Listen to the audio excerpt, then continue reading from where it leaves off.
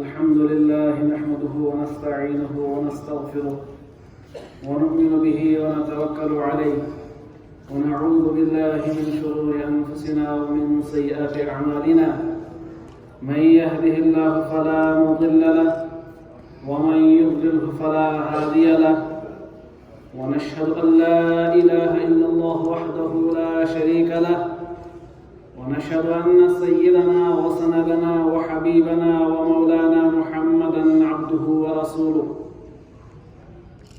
قال الله تبارك وتعالى في القرآن الكريم: أعوذ بالله من الشيطان الرجيم، بسم الله الرحمن الرحيم. لقد كان لكم في رسول الله أسوة حسنة.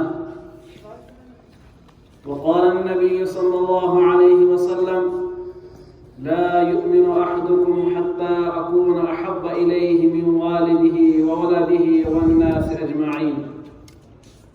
صدق الله العظيم وصدق رسوله النبي الكريم، ونحن على ذلك لمن الشاهدين والشاكرين، والحمد لله رب العالمين. اللهم صل على محمد وعلى آل محمد كما صليت على إبراهيم وعلى آل إبراهيم إنك حميد مجيد. اللهم بارك على محمد وعلى آل محمد كما باركت على إبراهيم وعلى آل إبراهيم إنك حميد مجيد.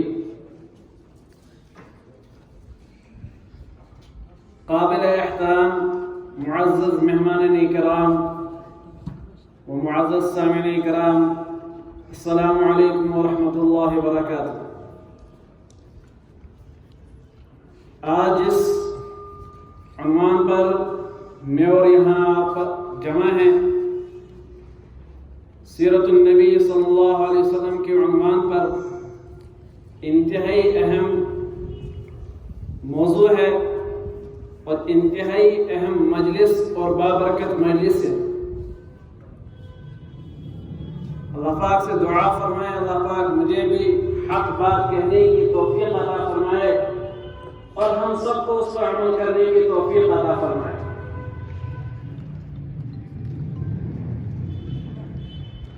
سیرت النبی صلی اللہ علیہ وسلم کا موضوع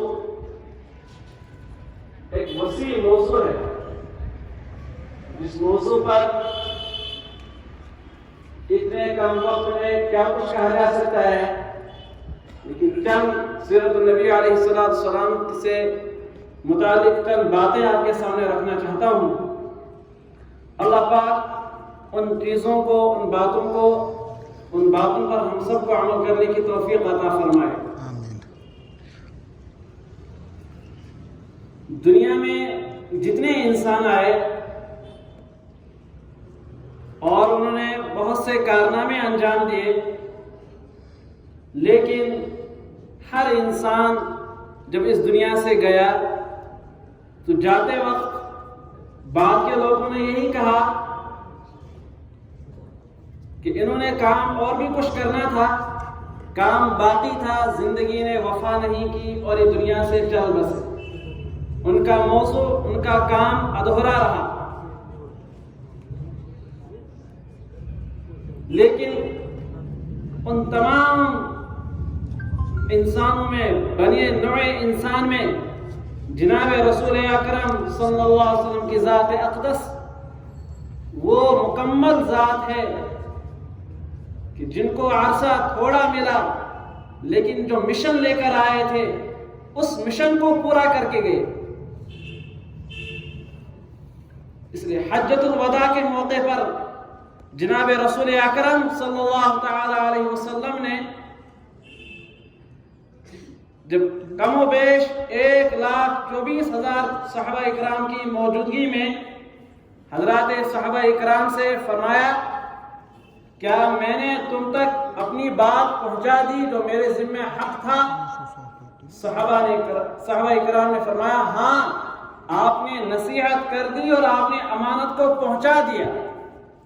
اس وقت اللہ کے نبی علیہ السلام نے پھر کہا: اللہم اشہد، انگلی اٹھا کر کہا اللہ آپ گواہ رہنا اس بات پر کہ جس مشن کو لے کر آپ نے مجھے بھیجا تھا وہ مشن میں نے پورا کر دیا.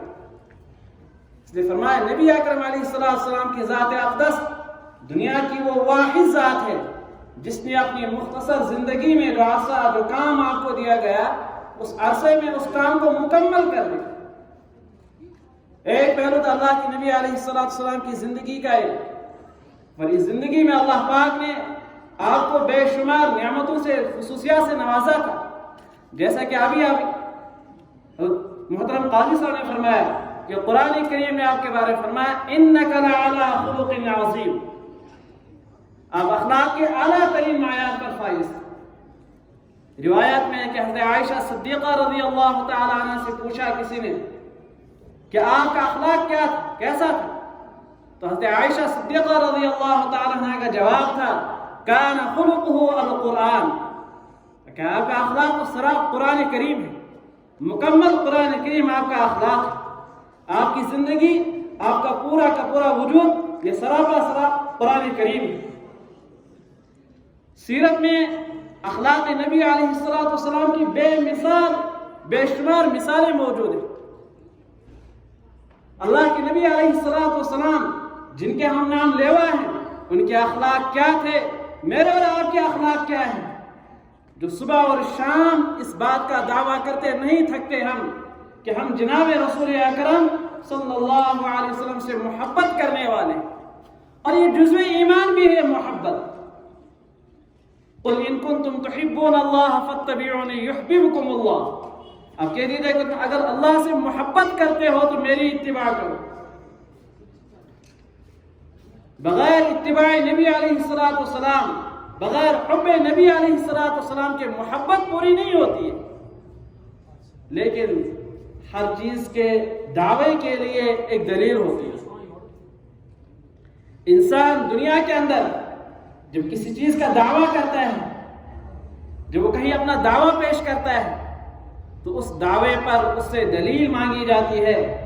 یہاں دلیل ہے حب رسول اللہ صلی اللہ علیہ وسلم کی، جو دلیل ہے وہ اتباع نبی صلی اللہ علیہ وسلم ہے۔ اگر میں دعویٰ کر رہا ہوں اتباع رسول صلی اللہ علیہ وسلم کا، اس کے لیے میرے پاس دلیل کیا ہے؟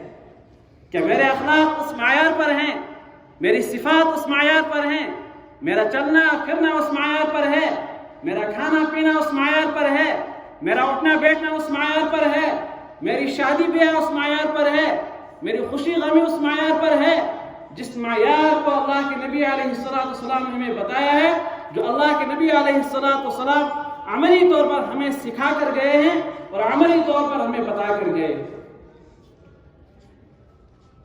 آج افسوس کا مقام ہے ہم ایمان والوں کے لیے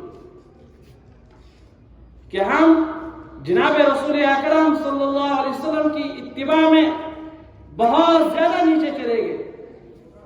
ہمیں اللہ کے نبی علیہ السلام کی اس اتباع کا کوئی پاس و لحاظ نہیں۔ ہم دیکھیں کہ ہمارے اندر کیسی کیسی چیزیں وجود میں آ رہی ہیں، ہمارے اخلاق کیسے ہو رہے ہیں۔ حدیث پاک میں اللہ کے نبی علیہ السلام کے اخلاق سے متعلق ایک واقعہ ذکر کیا گیا ہے۔ بہت غور کرنے کا مقام ہے اس واقعے کے اوپر، اور بہت غور و فکر کرنے کی ضرورت ہے۔ روایات میں ہے ایک مرتبہ ایک دیہاتی حضرت نبی کریم صلی اللہ علیہ وسلم کے پاس تشریف لائے۔ اس دیہاتی نے کلمہ پڑھا، اور کلمہ پڑھنے کے جب وہ باہر نکلا، مسجد نبوی کا جو صحن تھا اس کو پیشاب کا بہت زبردست تقاضا تھا، چونکہ اجنبی آدمی تھا، معلوم نہیں تھا کہاں جانا ہے، کہاں پیشاب کرنا ہے، مسجد کی حدود کیا ہے، یہ معلوم نہیں تھا۔ وہ گیا مسجد نبوی کے صحن میں ایک حصے میں اس نے پیشاب کر دیا۔ اتنے میں حضرات صحابہ اکرام رضوان اللہ تعالی علیہم اجمعین اس کو دیکھا اور اسے روکنے لگے، لیکن قربان جائے پیارے حبیب صلی اللہ علیہ وسلم پر، آپ نے اس موقع فرمایا ماں چھوڑو اس کو، رہنے دو، اس کو مت روکو، اس کو اپنی حاجت پوری کرنے دو، جس حاجت کے لیے یہ بیٹھا ہے اس حاجت کو پوری کرنے دو۔ اس نے حاجت کو پورا کیا۔ حاجت کو پورا کرنے کے بعد اللہ کے نبی علیہ السلام نے اس شخص کو بلایا، شفقت سے سمجھایا پیار بھرے انداز میں سمجھایا، کوئی ڈانٹا نہیں، کوئی ڈپٹا نہیں، کوئی لتاڑ اس کو نہیں پلائی، کوئی اس کے ساتھ زور سے نہیں بولے، بہت شفقت اور محبانہ انداز میں، ناصحانہ انداز میں اس دیہاتی کو سمجھایا، اور سمجھانے کے بعد کہا یہ مسجد ہے، اس مسجد میں یہ گندگی نہیں کیا کرتے، یہ اللہ کا گھر ہے، اور ہر انسان چاہتا ہے کہ میرا گھر پاک اور صاف رہے، اللہ بھی چاہتے ہیں کہ میرا گھر پاک اور صاف رہے، اللہ نہیں چاہتے کہ میرا گھر گندا رہے۔ یہ اللہ کے نبی علیہ السلام کو سمجھایا۔ بعض محدثین اکرام نے لکھا جب یہ صحابی کلمہ پڑھ کر یہ دیہاتی وہاں سے اپنے گاؤں گیا اور اپنے گاؤں میں پہنچا، اس گاؤں میں پہنچ کر اس نے کہا، اپنے لوگوں کو جمع کیا، آواز دی، ایک ایک شخص کو اے فلانا اے فلانا، ایک ایک شخص کو آواز دی، اور آواز دے کر سب کو بلایا، اور بلا کر کہا میں نے تو دنیا میں بہت سے اخلاق والے لوگ دیکھے، لیکن آج جس اخلاق والے کو میں نے دیکھا ہے زندگی میں نے ایسے اخلاق والے کو نہیں دیکھا ہے۔ پھر اپنا پورا واقعہ سنایا کہ کیا واقعہ پیش آیا۔ لکھا ہے بعض محدثین نے، بعض سیرت نگاروں نے، کہ اس دعوت پر اس گاؤں سے 300 آدمی نے ایمان لایا۔ یہ پیارے نبی علیہ السلام کے اخلاق کریمانہ، اخلاق فاضلہ ہے کہ آپ نے اس شخص کو ڈانٹا ڈپٹا نہیں۔ غور کیجئے، میں اور آپ اس مقام پر ہوں، میرے اور آپ کے سامنے ایسا کوئی واقعہ، کوئی انجان انسان جس کو یہ پتہ نہ ہو کہ مسجد کیا چیز ہوتی ہے، مسجد کا تقدس کیا ہے، وہ کہیں آ کر مسجد میں ایسی بات کر جائے یا اس سے کچھ ادھر ادھر بات کر جائے، میرا اور آپ کا رویہ اس کے ساتھ کیا ہوگا، میں اور آپ کے ساتھ کیا سلوک کریں گے؟ لیکن پیارے نبی علیہ السلام کے سلوک کی بدولت وہ شخص ایمان لاتا ہے، اور اس کی بدولت کئی لوگ ایمان لاتے ہیں۔ ایسے ہی اور بھی بہت سارے واقعات سیرت کی کتابوں میں موجود ہیں۔ چنانچہ فتح مکہ سے پہلے کا ایک واقعہ ہے۔ اللہ کے نبی علیہ السلام بیت اللہ شریف تشریف لے گئے، اور بیت اللہ شریف تشریف لے جانے کے بعد جو کلید بردار کعبہ تھے، جن کے ہاتھ میں کعبہ کی کنجی رہتی تھی، ان کا نام عثمان تھا۔ اللہ کے نبی علیہ السلام نے عثمان سے کہا میں چاہتا ہوں کہ آپ کعبہ شریف کا دروازہ کھولے، میں اندر جا کر 2 رکعت نماز پڑھوں اور اپنے اللہ سے مناجات کروں، اب دروازہ کھولیں۔